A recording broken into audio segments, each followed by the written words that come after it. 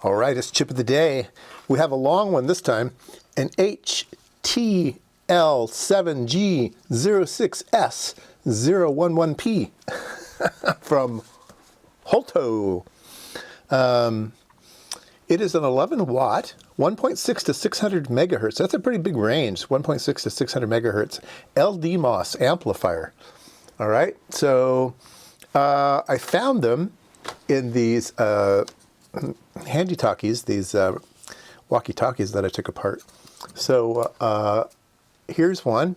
It had a heat sink over it because they get hot, and but that's the chip right there.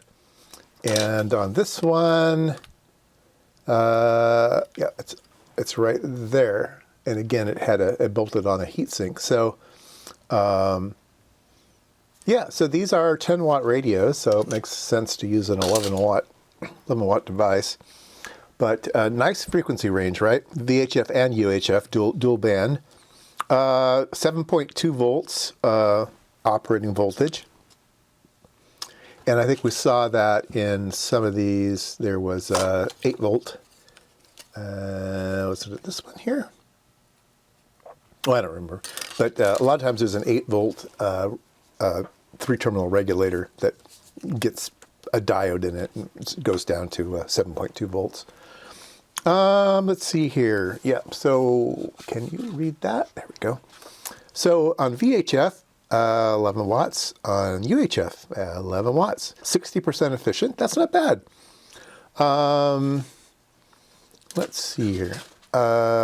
It's a funny package. It's kind of like, it's not either. It's basically a big flat square package, but I know this is hard to see. But this is one pad, and this is one pad, and then this is one pad. So it's basically 3 stripes, and it kind of looks like an FET. It'll be a little bit different inside. It'll have some biasing and stuff inside. Let's see, up to 25 volts. Yada, yada, yada. Breakdown gate. Yeah. So I highlighted this, and that is these things take 0.4 watts input to get 11 watts output. So 0.4 watts is still a lot of watts, all right? So you can't just hook this up to a microprocessor. I mean, right? You need to get it up to 0.4, I want to keep saying amps, or anyway, 0.4 watts to get to 11. So how do they accomplish that in these products? Let's see. Let's take a look at. Let's take a look at this one here. Or should we take a look at this one here? Let me see here. Yeah, let's take a look at this one. All right, so zoom, zoom, zoom. It's about as good as I get. There we go. I'll try to hold it still for the camera. So this is the heat sink on the part's underneath, but you can think of this as that big amplifier. So you need to drive it with 0.4 watts. Well, this is the chip here that drives it, and then it needs up to 0.4 watts, so it needs watts to drive it. So this is the pre-driver. So pre-driver, driver, final amplifier. So yep, kind of a 3, and then this is the radio on a chip over here, right? So you need like a three-stage amplifier to do the job.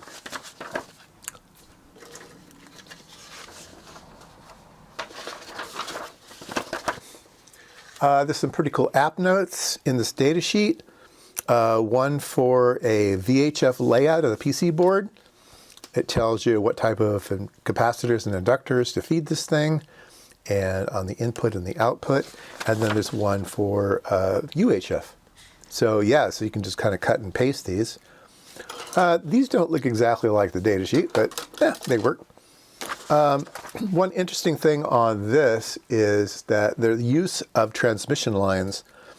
So you're used to inductors, the little squiggly round things, and capacitors, those are 2 lines. But what about these square things here? And you notice that they're labeled in millimeters. So 3 millimeters, 3 millimeters, 3 millimeters, 10 millimeters, 4 millimeters, 8 millimeters. It's the length of a transmission line, of a 50 ohm transmission line.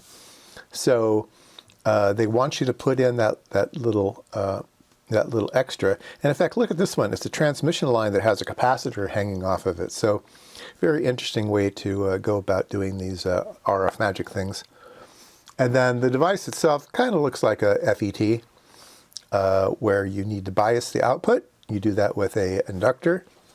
And I think we can see that here on this board. Here's the big fat inductor right there. That'll be this inductor. So that brings in the VDD, and then it goes wacka, wacka, wacka from there. And then the input also needs to be biased. And so that's done with this resistive divider coming into the front. All right, that was Chip of the Day, an HTL7G06S011P.